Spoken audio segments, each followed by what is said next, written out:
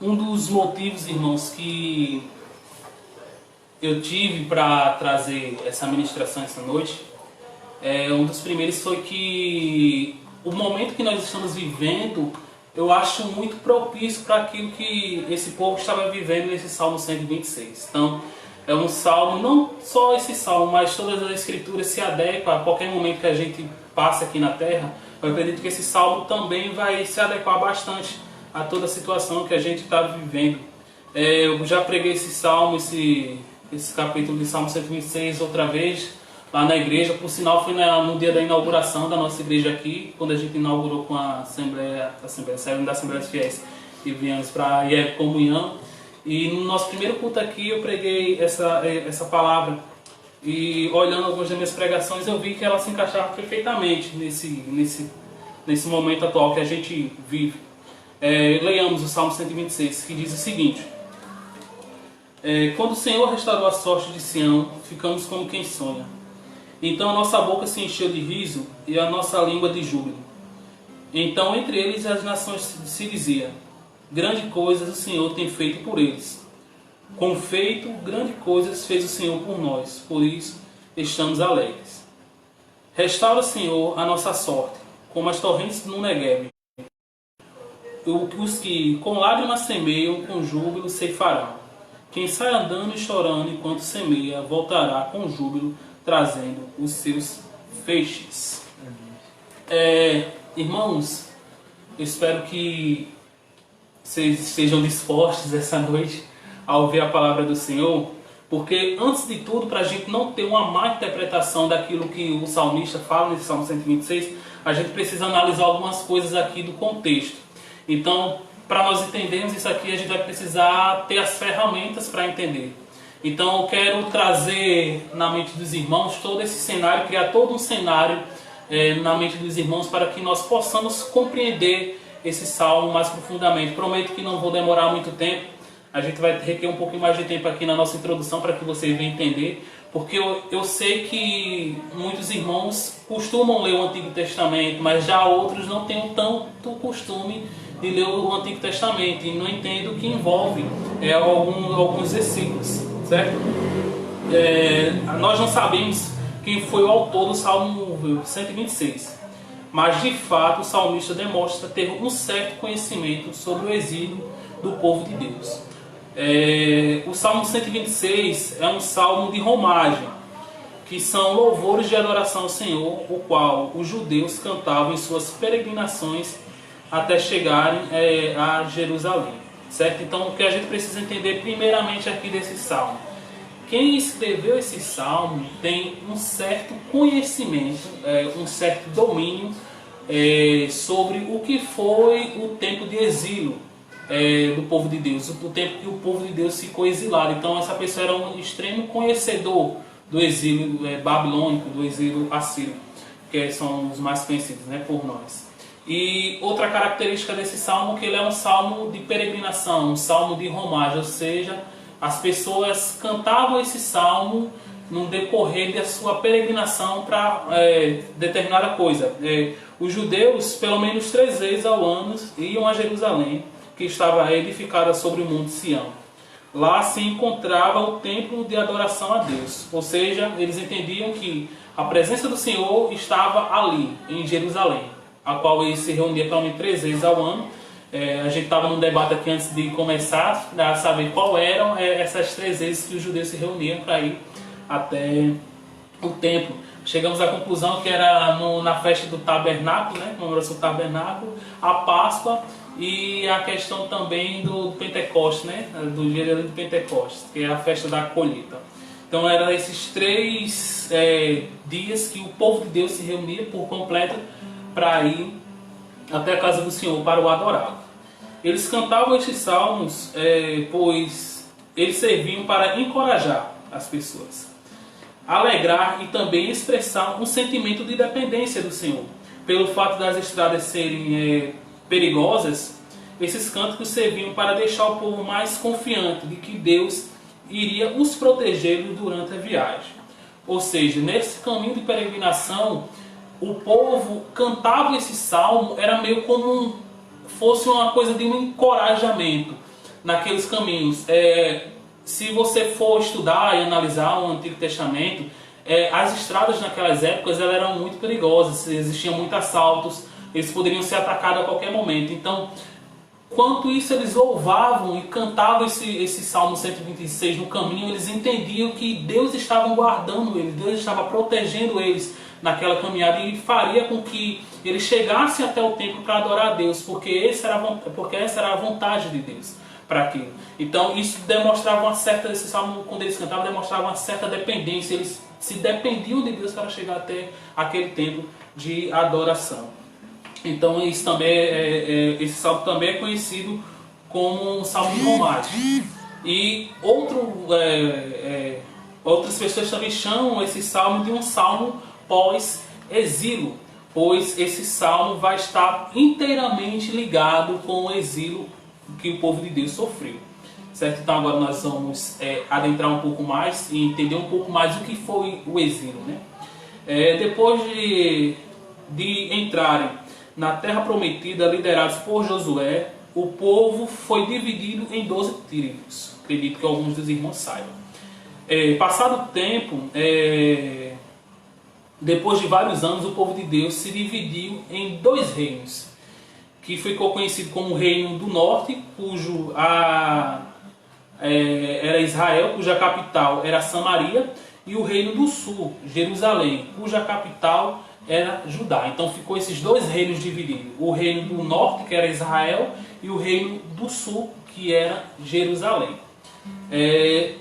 Deus sempre foi bondoso e fiel para com o seu povo, mas Israel, por muitas vezes, respondia ao Senhor com rebeldia e ingratidão. Mesmo assim, Deus permaneceu longânimo com o seu povo, até que um dia Deus, pelo fato de ser justo, castigou o seu povo, permitindo que eles fossem levados por outros povos. Ou seja, depois de acontecer tudo aquilo ali, aquela caminhada no deserto e sair das mãos de Faraó, esse povo ter se dividido em 2 partes, o povo de Deus começou a voltar às práticas. Se os irmãos recordam bem, até mesmo depois de saírem ali do Egito, o povo já começou a fazer coisas erradas contra Deus.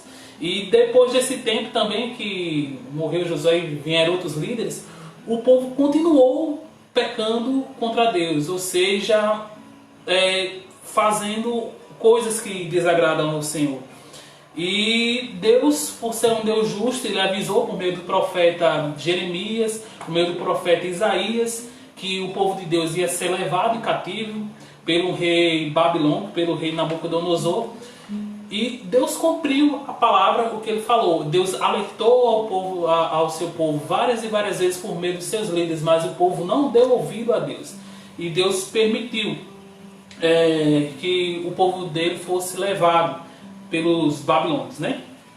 Dois dos principais exílios ocorreram com o povo de Deus. Um deles foi o exílio assírio, que foi no ano de 722 a.C., e o outro foi o exílio babilônico, que ocorreu no ano 586. Ou seja, primeiro o reino do norte, que era o reino de Israel, foi tomado pelos assírios, e depois, logo em seguida, o reino do sul, que era Jerusalém, também foram tomados pelos babilônios. Nessa época, os babilônios já tinham tomado também o reino assírio, ou seja, a Babilônia já dominava tudo. O rei Nabucodonosor dominava todos os outros impérios, então eles já tinham tomado o próprio reino assírio e depois foram ali e tomaram o reino de Jerusalém, tomaram aqueles povos. O primeiro, o exílio assírio, sucedeu porque os filhos de Israel, que eram neste caso o reino do norte, pecaram contra o Senhor. Eles se juntaram com os povos vizinhos e justo com aqueles que adoravam a seres celestes, o que era proibido perante a lei. Se você ler bastante o livro de Êxodo, você vai ver isso. Fizeram altares para deuses pagãos.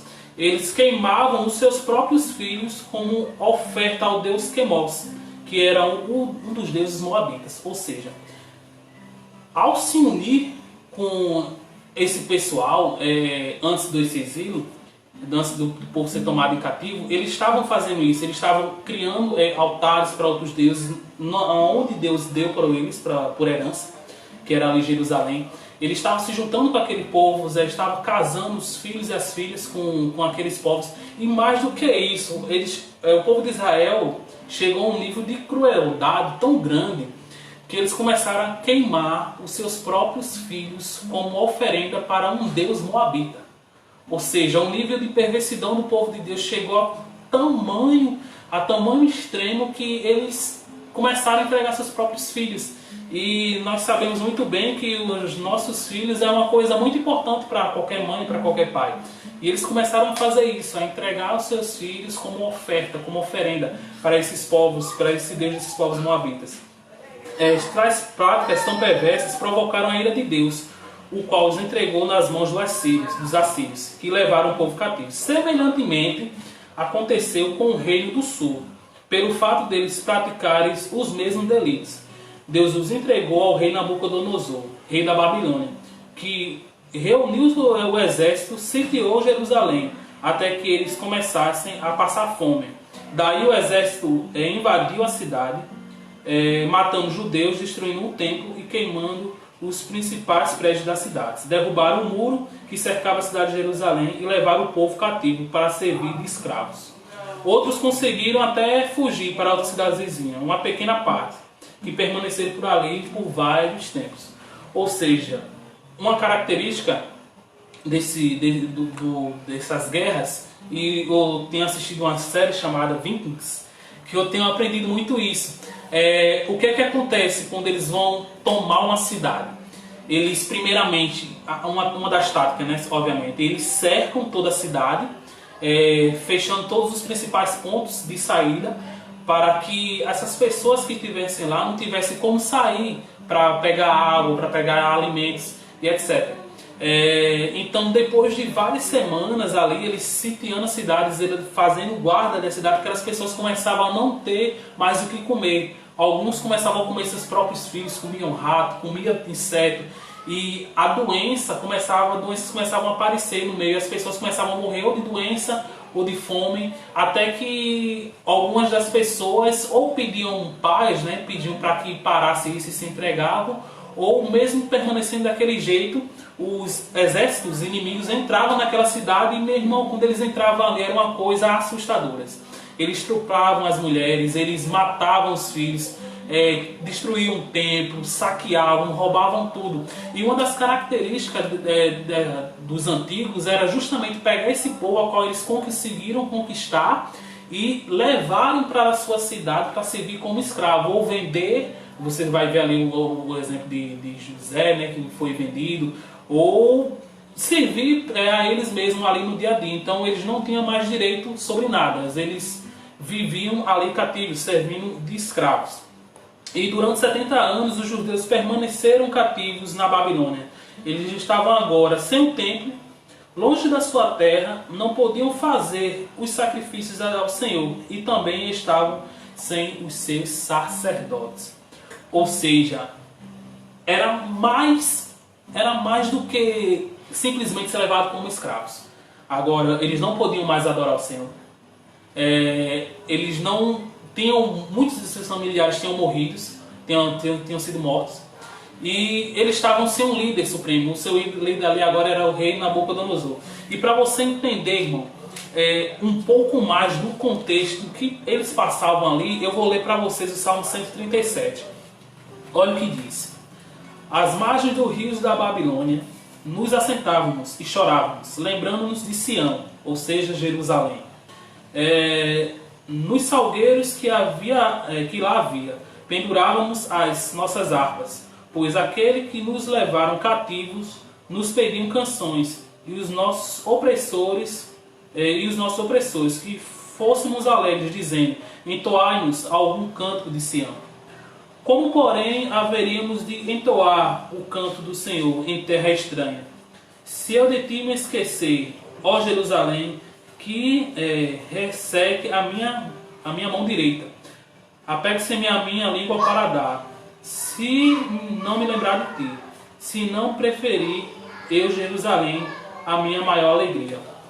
Versículo 7, que diz também: contra os filhos de Edom lembrai, Senhor, do dia de Jerusalém, pois diziam: arrasaia, arrasaia, até os fundamentos, filha da Babilônia, que há de ser destruída. Feliz o que te pego do mal que fizeste, ou seja, o que te pago, na verdade, do mal que fizeste. Feliz aquele que pegar os teus filhos e esmagá-los contra a pedra. Ou seja, ali onde eles estavam, na Babilônia, eles não conseguiam, eles não tinham vontade de adorar a Deus. Os exércitos e o povo inimigo começavam a zombar deles, perguntar onde está o teu Deus. Se eu não me engano, tem um salmo que vai falar isso: as nações me perguntam onde está o teu Deus, né? E eles começavam a fazer isso, a criticar aquele povo, a perseguir aquele povo, mesmo eles já estão bastante tristes. Então eles estavam tristes psicologicamente, fisicamente eles estavam abatidos e espiritualmente eles estavam devastados. Ou seja, eles não tinham motivo para adorar a Deus naquela situação a qual eles se encontravam. Então isso era um dos efeitos do exílio, né? Mas mesmo assim Deus permaneceu misericordioso com o seu povo. Nesse período que eles estavam em cativeiro, Deus levantou o profeta Daniel e também o escriba Esdras, para ajudar seu povo. Ou seja, Deus não abandonou seu povo, largou eles as mãos para o povo babilônico. Ele ainda permaneceu misericordioso com seu povo, mesmo o povo não merecendo. E isso acontece com nós até hoje. Mesmo nós não merecemos a misericórdia de Deus, Deus continua misericordioso para conosco. Como a palavra dele mesmo fala: sua misericórdia renova-se a cada manhã. Grande é a fidelidade do Senhor para conosco. E passados 70 anos de cativeiro, assim como Jeremias havia profetizado, Deus levanta Ciro, rei da Pérsia, o qual era um pagão. Uma observação que quer ser feita interessante é que Deus chama Ciro de meu pastor, e essa palavra só era designada para os reis que Deus levantava para conduzir o seu povo. Ou seja, depois de toda aquela profecia, porque foi uma profecia de Jeremias, uma profecia de Isaías, que o povo de Deus ia passar esse período de 70 anos nas mãos dos babilônios, Deus cumpriu com sua promessa. Deus levantou o rei Ciro, que era o rei persa, certo?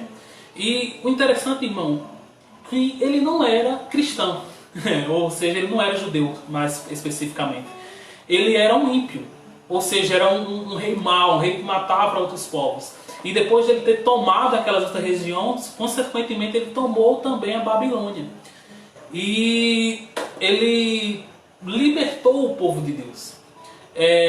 E o que eu também já posso tirar como aplicação para isso, que vocês devem entender, é que muitos crentes acham que, para governar a nossa nação tem que ser uma pessoa que seja temente ao Senhor, né? E nós temos que entender uma coisa: que toda aquela governança que Deus coloca sobre o nosso país, sobre a nossa região, sobre o nosso estado, essas pessoas são designadas por Deus. Ou seja, Deus escolheu essas pessoas para que elas estivessem governando ali. Nada foge do propósito de Deus. E isso é uma coisa interessante, porque para o povo judeu naquela época era uma coisa meio louca Deus chamar Ciro, um ímpio, de meu pastor. Ou seja, aquele que ele segurava pela mão direita, vai dizer no livro de Isaías. E o povo poderia ter uma meia confusão: como assim Deus vai usar uma pessoa pagã, uma pessoa das quais aquelas que dos que trouxeram a gente para cá, para nos libertar? Isso é uma coisa que não entrava na mente do povo judeu naquela época e poderia deixar eles até incrédulos quando Jeremias fez essa tal profecia. E Deus usou Ciro para libertar seu povo. Ciro, mediante o poder de Deus, tomou a Babilônia. Daí o Senhor despertou o seu espírito, que através dele ele assinou um decreto e mandou assim liberar todo o povo de Deus que estavam ali no território babilônico. E mandaram eles a reedificar o templo que se encontrava em Jerusalém, onde Deus habitava. Ele devolveu todos os utensílios que o rei Nabucodonosor tinha saqueado do templo de Jerusalém. E mais, ordenou que os outros povos ajudasse os judeus com pratas, ouros, bens e gado, para que eles reerguessem o templo, e assim eles voltaram para sua terra com o propósito de reedificá-la. Ou seja, mais do que libertar o povo de Deus, o rei Ciro, ele também deu todas as ferramentas para que o povo de Deus conseguisse reconstruir o templo, para que Deus voltasse a ser adorado. E eu acho interessante que a Bíblia vai dizer que Ciro fez isso porque Deus tocou no seu espírito, ou seja, foi uma ação de Deus primeiramente no coração de Ciro para que ele fizesse isso. E não só por causa disso que Deus tocou o espírito de Ciro para libertar o povo, Ciro não se tornou um adorador a Deus. Ele continuou nas suas mesmas práticas, mas foi único e exclusivamente um propósito de Deus para que ele fizesse isso. Então, é uma frase muito antiga entre nós cristãos, Deus usa quem Ele quer, da maneira que Ele quer, se for para abençoar o seu povo. E independente da religião qual ele seja. Então, lembre que os babilônicos tinham ido lá na cidade, tinham destruído a cidade, tinham saqueado as cidades.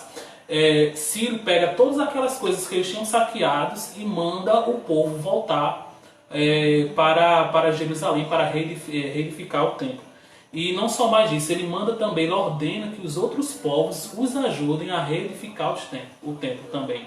Ou seja, mais do que isso, ele deu ferramentas e subsídios para que o povo conseguisse reconstruir o templo de adoração a Deus, que era isso que o rei queria que acontecesse, ou melhor, que Deus queria que acontecesse. Agora vamos adentrar para o Salmo 126, mais propriamente dito, e a gente não vai perder basicamente tempo nenhum, porque nós já entendemos todo o contexto que acontece aqui nesse Salmo. O Salmo 126 é dividido em duas partes. A primeira, o salmista expressa a alegria por Deus ter restaurado a sorte de Sião, que você vai ler do versículo 1 ao versículo 3. E a segunda parte é a alegria pela restauração futura. Ele olha para o passado, aquilo que Deus fez, para o presente, para a sua situação atual, que é no versículo 4, e para o futuro, o que é aquilo que Deus ainda vai fazer, que são os versículos 5 e 6. Leamos o versículo 1, que diz o seguinte: quando o Senhor restaurou a sorte de Sião, ficamos como quem sonha. Quando Deus restaurou a sorte de Sião, faz uma referência quando Deus teve misericórdia do seu povo e tocou o coração do rei Ciro para que ele libertasse o seu povo do cativeiro em que eles se encontravam e permitisse que eles voltassem para Jerusalém. Então, quando o salmista fala, quando o Senhor restaurou a sorte de Sião, ele está justamente lembrando disso, de quando Deus, por sua infinita graça e por sua infinita misericórdia, tocou no coração de um ímpio. Primeiramente, antes de tudo, ele usou o próprio ímpio para tomar a Babilônia, com o único e exclusivo propósito de libertar o seu povo. E aí a gente consegue entender o tamanho do poder de Deus. Ele usa um povo estranho para libertar o seu próprio povo. Então, quando ele fala isso, quando ele restaurou a sorte de Sião, é justamente a alusão a isso aí. Quando Ciro baixou o decreto em toda a Babilônia, mandando todo aquele que fosse judeu, fosse do povo de Deus, subisse a Jerusalém para reedificar o templo. E eles ficaram como pessoas que sonham, né? Eles ficaram sem acreditar que aquilo estava acontecendo. Parecia até um sonho. Eles que até pouco tempo estavam sendo oprimidos, agora eles estão livres para voltar para sua casa. E era um sentimento de alegria com incredulidade. Ou seja, eles ficavam como quem sonha, irmãos. É aquela coisa, quando você não espera que tal bênção aconteça, que tal coisa tremenda aconteça. Eu posso usar vários exemplos, mas é como aquela pessoa que não tem o poder, né, ou a condição de engravidar, é proibida pela lei humanas engravidar, e Deus concede uma bênção para que essa pessoa engravide. Então é um sentimento de incredulidade com alegria, e eles ficaram muito felizes. Opa, até agora a gente estava aqui sendo oprimido, sendo escravizado, sofrendo na mão desse povo, e Deus nos libertou. Então eles ficaram sem acreditar. nisso. E o versículo 2 vai dizer o seguinte: então a nossa boca se encheu de riso e a nossa língua de júbilo. Então, entre as nações se diziam: grandes coisas o Senhor tem feito por eles. Eles começaram a rir e se alegrar. Anteriormente eles não tinham motivos para rir. Se você lembra do Salmo 127 que eu acabei de ler, o pessoal mandava ele cantar, se alegrar. Os outros povos, isso era mais uma forma de zombar, né? Uma coisa meio que, não posso, não sei se é até a palavra, uma piada que eles estavam cantando ali. Louva as músicas que vocês louvavam lá em Sião, canta aquilo. E eles não tinham motivo para se alegrar, porque dentro deles, internamente, eles estavam totalmente destruídos e tristes por estar naquela situação. Então eles não tinham motivos para se alegrar. Então quando o Senhor libertou eles novamente daquele opressor, eles ficaram como quem são. Então a boca deles se encheu de júbilo. E eles começaram a rir a toa. E o interessante, irmãos, é que mais do que isso, não só eles se encheram de júbilo, mas as outras nações começavam a olhar para eles e dizer: poxa, grande coisa Deus dele tem feito por eles. Se você for lembrar também, por isso que a minha introdução eu gosto de explicá-la bastante para que você possa entender os textos. Naquela época, o pessoal pegava, quando tomava os povos, eles levavam para a cidade como escravo. E não tinha só ali o povo de Jerusalém, mas tinha outros povos também que o Império Babilônico levou. E aqueles outros povos que não foram permitidos voltar para a cidade deles, para a casa deles, eles ficaram olhando e disse: grande coisa o Deus deles fizeram por eles. Olha só, eles estavam aqui agora oprimidos, tristes, cabisbaixos, agora estão rindo de alegria porque vão voltar para a sua casa. Ou seja, Deus nos usa até para mostrar para as outras pessoas que verdadeiramente Ele é um Deus poderoso através das nossas vidas. Ele faz isso também. E as outras nações reconheceram que Deus era um Deus grande, que era um Deus que tinha poder para fazer isso, porque eles sabiam qual a situação que eles estavam. Na mente de todo aquele pessoal era basicamente impossível um rei liberar o seu povo, os seus escravos, para voltar para as suas cidades e reedificar a sua cidade. Era basicamente impossível, ali eles morriam escravos. Então essas nações entendiam isso, que Deus tinha feito grandes coisas por eles. E o versículo 3 diz: com efeito grandes coisas fez o Senhor por nós, por isso estamos alegres. Eles não estavam alegres somente porque eles tinham sido libertos fisicamente, mas essa libertação era também uma libertação espiritual. Deus agora estaria presente no meio do seu povo a fim de ser adorado no templo em Jerusalém, o qual representava a presença do Senhor. Ou seja, Jerusalém ali era onde o Senhor estava, era onde eles entendiam que a presença do Senhor estava ali. Então, mais do que um cativeiro físico, eles foram libertos também de um cativeiro espiritual, ou seja, eles poderiam voltar agora a sua vida espiritual, botar ela nos trechos, botar ela em linha. Eles poderiam agora naquele momento adorar o Senhor e bendizer o Senhor. Então sua vida espiritual também ia ser restaurada, também foi liberta. Vale lembrar que esse é um salmo de romagem. Eles o entoavam enquanto subiam ao Monte Sião, onde ficava o templo. Esse salmo servia também para relembrar o que Deus tinha feito por eles. Então, mais do que isso, mais do que liberto, e quando as outras pessoas que cantavam esse salmo, aqui eu já quero fazer uma alusão mais futura, o pessoal que cantava esse salmo subindo até Jerusalém, era interessante que eles cantavam esses salmos e faziam ele relembrar das coisas grandes que Deus fez por ele lá atrás. Ou seja, eles olhavam para trás por tudo aquilo que Deus fez. Então, era como eles pensassem o seguinte: se Deus teve poder para nos libertar do cativeiro babilônico, Ele vai ter poder para nos levar até a nossa casa de adoração em paz com Ele. Ninguém vai nos atingir aqui. Então eles confiavam nisso. Mas todos esses dias de alegria tinham ficado no passado. E é aqui que a gente está chegando no momento lá em cima que o Salmo ele despenca de uma vez só. Perceba o que é que ele fala no versículo 4. Restaura, Senhor, a nossa sorte, como as torrentes do Negueb. O salmista volta a orar para que o Senhor restaure novamente a sorte de seu povo, a sorte de Sião. O que acontece é que nem todos os judeus voltaram da Babilônia. Alguns ainda permaneciam lá, ou seja, quando o rei Ciro libertou eles, e se eu não me engano, a primeira libertação,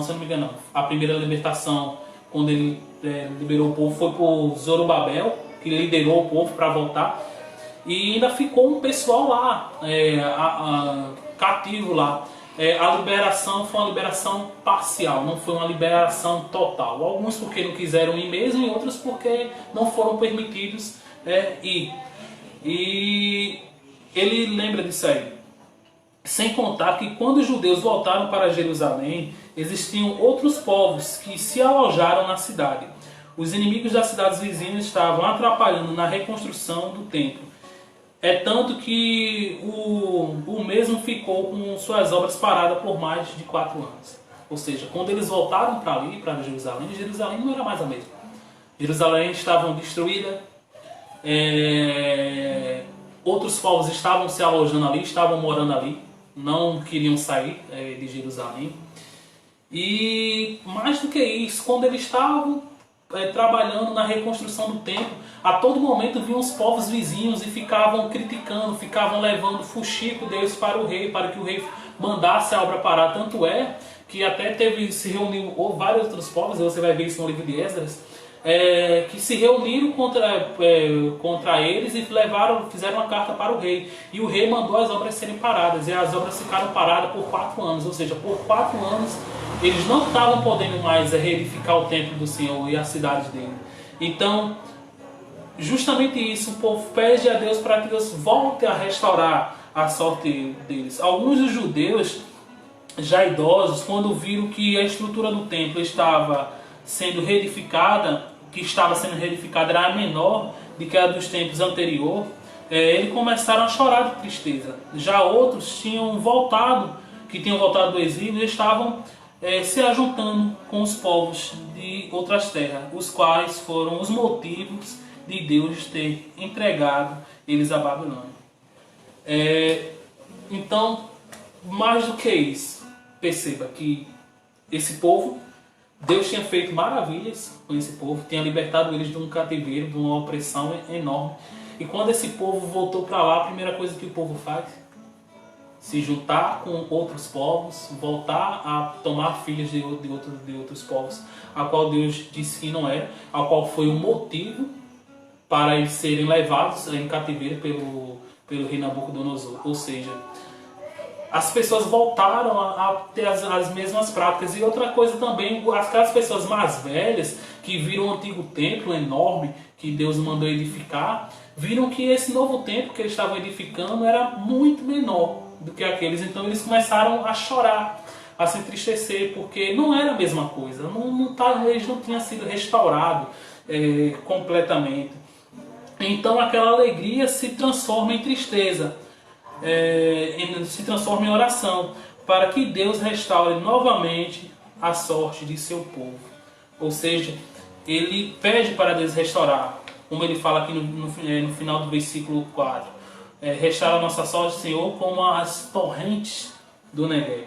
O Negueb era uma região deserta que ficava no sul da Judéia de Israel. Ela passava a maior parte do tempo seca, fazendo com que muitos riachos permanecessem secos com o chão rachado. E de repente chovia nas montanhas, e aquelas águas desciam como uma torrente e enchia os riachos secos, tornando aqueles campos férteis para que eles pudessem semear. Ou seja, quando o salmista olha para toda aquela situação a qual o povo estava passando, se prostituindo, adorando outros deuses e não conseguindo ainda reedificar o templo por completo, ele faz essa analogia com essa região do Negueb, que era uma região extremamente seca. E o interessante é que em determinados momentos viu uma chuva tão grande, tão forte, que desciam torrentes de água, ou seja, desciam para os rios e toda aquela região, qual era seca, se tornava uma terra extremamente fértil para a plantação. Então Deus, o salmista olha para aquilo e ora a Deus, pedindo para que Deus restaure a sorte deles, assim como ele faz com aquela região do Negueb, a qual não tinha esperança, a qual não tinha vida, a qual estava totalmente devastada, e do nada Deus faz cair tamanha chuva ali, e aquela terra começa a ter vida, começa a dar frutos. É isso que o salmista fala. Essas pessoas... desculpa... Isso mesmo. Essas pessoas olhavam para eles e diziam: grandes coisas fez o Senhor por eles. Eles estavam testemunhando aquilo que Deus fez para o seu povo. E justamente isso aí, depois desse povo de Deus ter feito tudo aquilo, essas nações ter reconhecido tudo aquilo que Deus fez por eles, o povo começou os outros povos adoravam a Deus por aquilo que Deus tinha feito. E nessa busca e nesse pedido, nessa oração que Deus fez, que o salmista fez desculpa a Deus, para que ele restaurasse ao povo a sorte de Sião, assim como as torrentes de Negueb, fazendo chover novamente, ele já começa a fazer uma oração futura. Ele olha para que Deus derramasse da sua graça, assim como ele fazia aquela chuva cair. O salmista orava para que Deus concluísse a obra de libertação que ele tinha começado. E você vai ver agora a analogia, e nós já vamos terminar com esses dois últimos versículos. Ele faz outra analogia, não só da torrente do Negueb, mas ele faz a analogia ao semeador, que diz no versículo 5 e 6. Os que com lágrimas semeiam, com júbilo ceifarão. Quem sai andando e chorando enquanto semeia, voltará com júbilo trazendo seus feixes. Naquela época de seca, eles tinham que plantar, mesmo que o solo estivesse seco. Enquanto eles semeavam, os seus pés e suas mãos se feriam, o corpo cansava, o sol castigava. E mesmo assim, eles permaneciam com esperança de que Deus havia de mandar chuva. Mesmo que não soubesse se essa chuva viria ou não, eles continuavam semeando. E essas dúvidas faziam com que eles começassem a chorar, ou seja, eles fizessem essa semeadura chorando. Ou seja, naquele momento que eles estavam ali plantando aquelas sementes para ver se nascia o trigo, se nascia o milho, para que eles pudessem se alimentar naquele chão seco, eles tinham a esperança que Deus pudesse fazer isso, que Deus enviasse aquelas chuvas, aquelas torrentes do Negueb. Mas mesmo assim o coração deles estava muito triste, justamente por essa incerteza de saber se isso iria acontecer ou não. Eles tinham esperança em Deus, que Deus poderia fazer, mas era uma coisa para eles incerta. E o salmista olha para o futuro e se alegra ao pensar que Deus vai restaurar a sorte de Sião, e sua boca se encherá de júbilo novamente, como ele fala: quem sai andando e chorando quando semeia, voltará trazendo os seus feixes. Ou seja, da mesma forma que ele se alegra ao olhar para o futuro, para o passado, ele se alegra olhando para o futuro. Perceba que no início do Salmo 126, ele olha para trás, ou seja, para aquela restauração que Deus fez, quando aquelas coisas eram impossíveis serem libertas. E agora eles começam a olhar para o futuro. Ele tem a certeza de que aqueles que semeiam com lágrimas voltarão com júbilo, ou seja, a mesma palavra que ele usou no versículo 2, alegres, trazendo seu feixe, ou seja, alegres, trazendo a sua colheita. E, irmãos, eu quero trazer algumas aplicações aqui desse texto para que nós possamos guardar nos nossos corações. A primeira é o seguinte: o crente vive feliz em meio à adversidade, se os irmãos ainda lembram o tema da pregação, como viver feliz em meio a adversidades. Não porque ele tem bens materiais, pois se perdê-los, ele perderá também sua alegria. mas ele permanece feliz quando olha para trás e vê o sacrifício de Cristo, o qual nos libertou de um cativeiro maior, que era a condenação eterna. Ou seja, trazendo esse texto para nossos dias atuais, nós ficamos felizes e temos alegria em meio a qualquer adversidade, não por aquelas bênçãos que Deus nos dá, porque tudo isso aqui é passageiro, mas por aquilo que Deus já fez por nós. Quando nós olhamos para trás e vemos aquilo que Cristo fez por nós, morrendo na cruz por amor de nós, para nos salvar de uma condenação eterna, nós ficamos alegres. E isso é o motivo de toda a nossa alegria. Isso é o motivo de eu e você já estar alegre. Eu acho, irmãos, que o motivo de muita gente hoje estar triste, cabisbaixa nessa situação com nós estamos, eu estou falando de cristãos, tá? Não estou falando do pessoal comum. É justamente isso, porque eles olham só para a sua situação atual, para aquilo que eles estão vivendo atual, mas eles não têm a capacidade de olhar para trás e ver aquilo que Deus fez por eles, nos libertando, provendo o Cordeiro para nos salvar. E nós estávamos em situação muito pior, que nenhuma situação dessa que a gente passasse aqui na Terra ia se comparar ao que essas pessoas que não têm a Cristo vão passar futuramente. Nós temos primeiramente que olhar para trás. Quer superar as adversidades, quer se manter feliz nas adversidades, olhe para Cristo, olhe para a cruz de Cristo, olhe para aquilo que Ele fez por você. Segunda aplicação, nós vivemos também no já e ainda não. Eu creio que meus irmãos já ouviram muito falar nisso. Nós já fomos libertos da condenação do pecado, mas ainda não fomos libertos da presença do pecado. Por isso nos entristecemos quando erramos e pecamos, fazendo aquilo que desagrada a Deus. Pois nós somos idênticos ao povo de Israel, que mesmo depois de sermos libertos, ainda fazemos aquilo que o Senhor não aprova. Ou seja, muitas das vezes a gente olha ali para Israel, né, e começa a tacar no pau em Israel. Tá vendo que povo mais cruel, né? Deus liberta ali do Egito, Deus liberta do rei Nabucodonosor e o povo volta a pecar. Irmãos, a mesma coisa acontece com a gente. Deus nos libertou da condenação do pecado, ou seja, agora se nós morrêssemos agora, não iríamos ser condenados ao inferno, porque o pecado não tem mais poder para nos condenar. Mas a gente ainda vive pecando contra Deus, a gente ainda continua pecando contra Deus, a gente ainda continua fazendo aquilo que Deus desagrada.